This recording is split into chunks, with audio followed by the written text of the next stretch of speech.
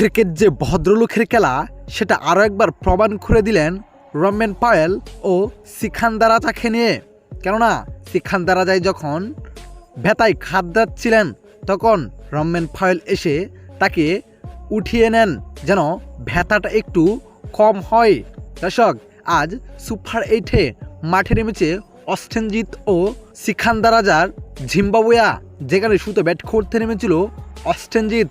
শুরুতে ব্যাট করতে নেমে বাজেভাবে শুরু করলেও এরপর অবিশ্বাস্য ব্যাটিং তাণ্ডব শুরু করেন হেটমায়ার ও রোমেন পাওয়েল, যেখানে দর্শক মাত্র 34 বলে 85 রানের জড়ো ইনিংস খেলেন হেটমায়ার, যেখানে 7টি 6 ও 7টি 4 মারেন তিনি।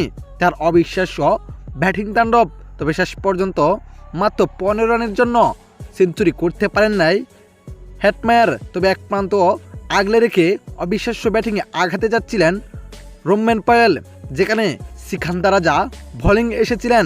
দর্শক, এদিন সিকান্দার রাজা সবচেয়ে বাজে বোলিং করেছিলেন, যেখানে তার বল সোজা হিট করেছিলেন রোমেন পাওয়েল।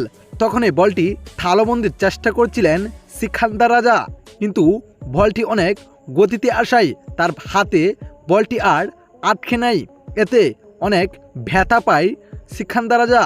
তখনই ওই প্রান্ত থেকে ছুটে আসেন সিকান্দার রাজার কাছে, তাকে উঠিয়ে নেন। দর্শক, এরপর ফিজিও চলে আসে মাঠে। ফিজিও আসার পর সিকান্দার রাজার কানে কানে গিয়ে কি যেন বলছিল রোমেন পাওয়েল। এরপর সিকান্দার রাজা ঠিক হয়েই রোমেন পাওয়েলকে জড়িয়ে ধরলেন। দর্শক, এটাই হলো ক্রিকেটের সৌন্দর্য, এটা আর একবার প্রমাণ করলো তারা। দর্শক, এদিন শেষ পর্যন্ত সিকান্দার রাজাদের পিটিয়ে পাহাড় সমান রান করেন অস্টিন জিত।